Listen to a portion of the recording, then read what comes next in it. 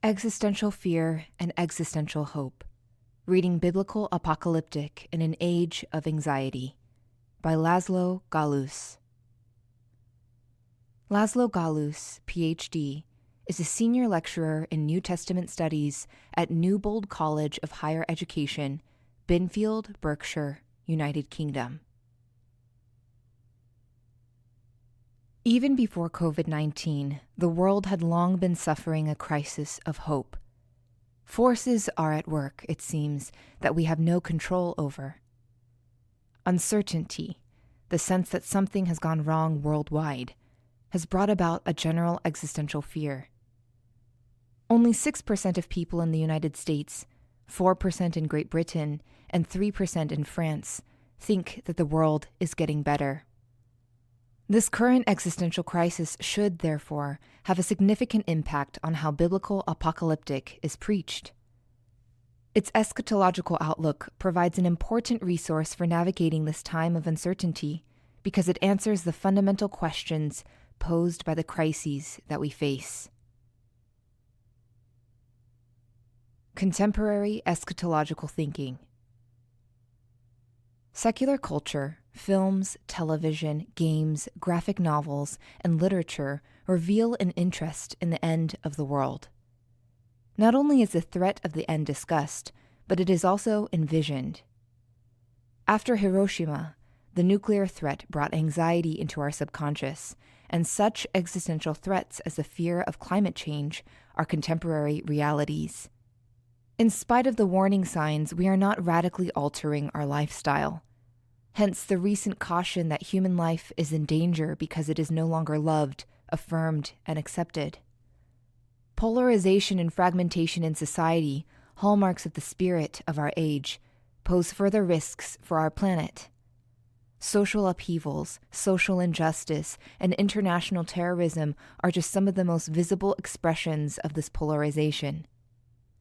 Despite scientific and technological progress, our era is crushed by a loss of trust, strongly fueled by social media.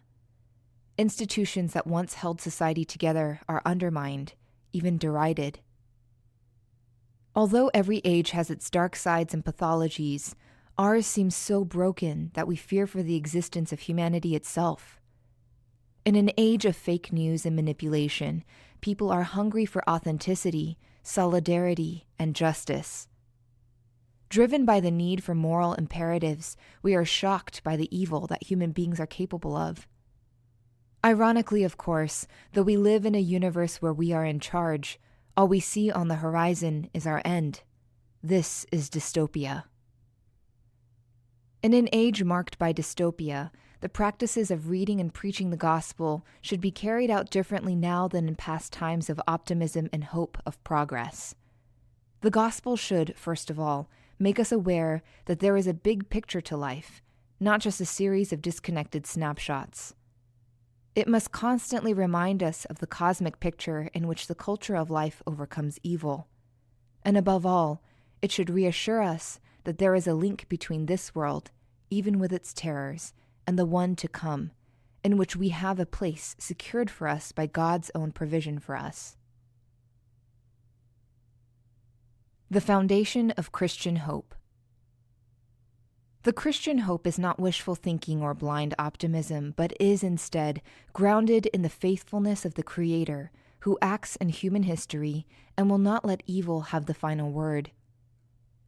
This created reality is His world, which He never gave up on, despite human rebellion.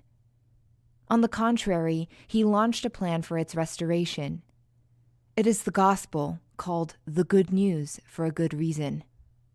Clearly, the focal point of God's grand plan of salvation is the cross.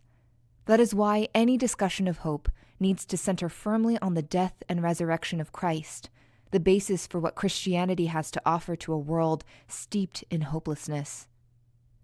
Christ's resurrection means that death has been defeated, and the future is secure because social or economic progress is not its basis, but God Himself, who, through Christ, has linked Himself to humanity with ties that can never be broken. Biblical apocalyptic is a genre of revelatory insights that the visionary receives from a heavenly intermediary. However, our interpretations of the visions should never overshadow the source. God himself is the primary theme of the apocalyptic.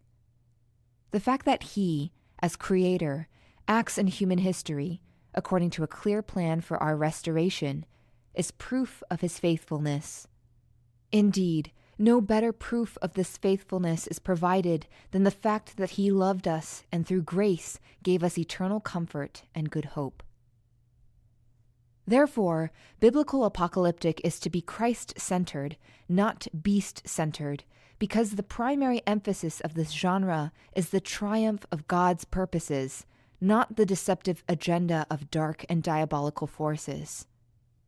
When evil forces are unmasked, they show the sharp difference between the character of the one who is the author of life, the faithful witness, a lamb standing as if it had been slaughtered, and the one who stands behind all evil, the ancient serpent, the deceiver of the whole world.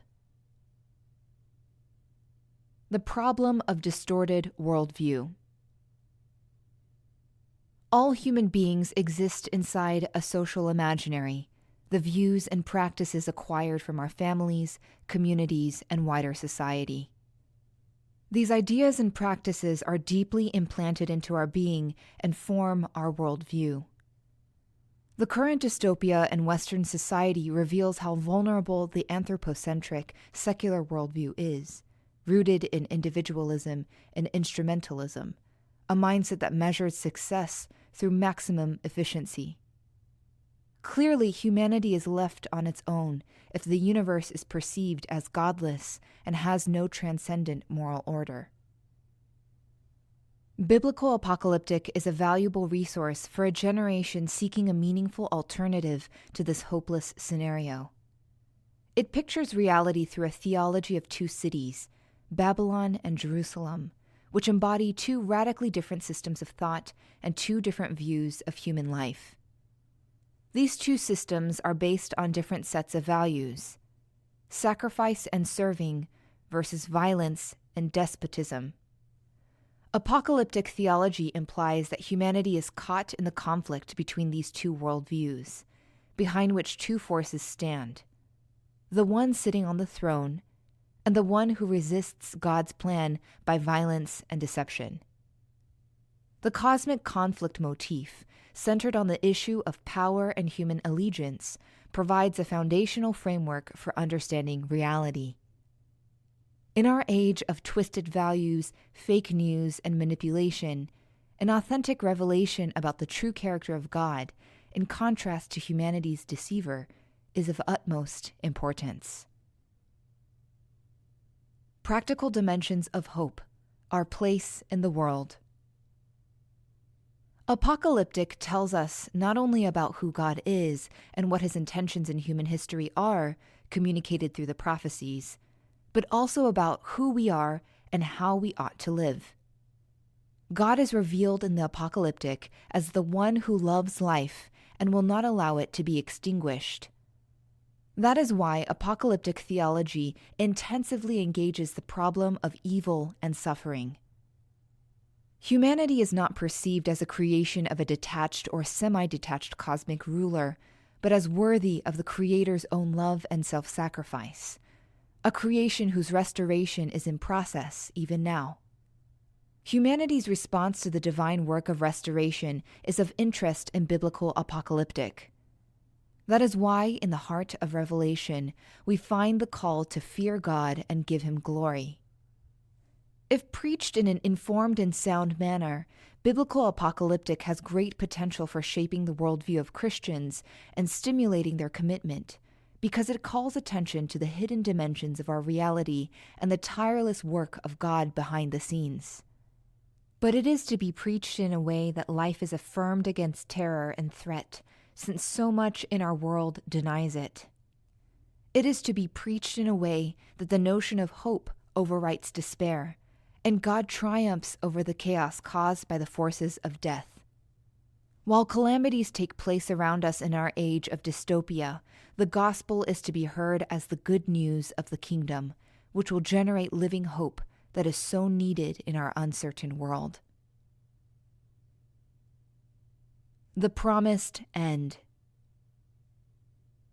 Our world is full of issues, seemingly unresolvable, that fuel this universal sense of hopelessness.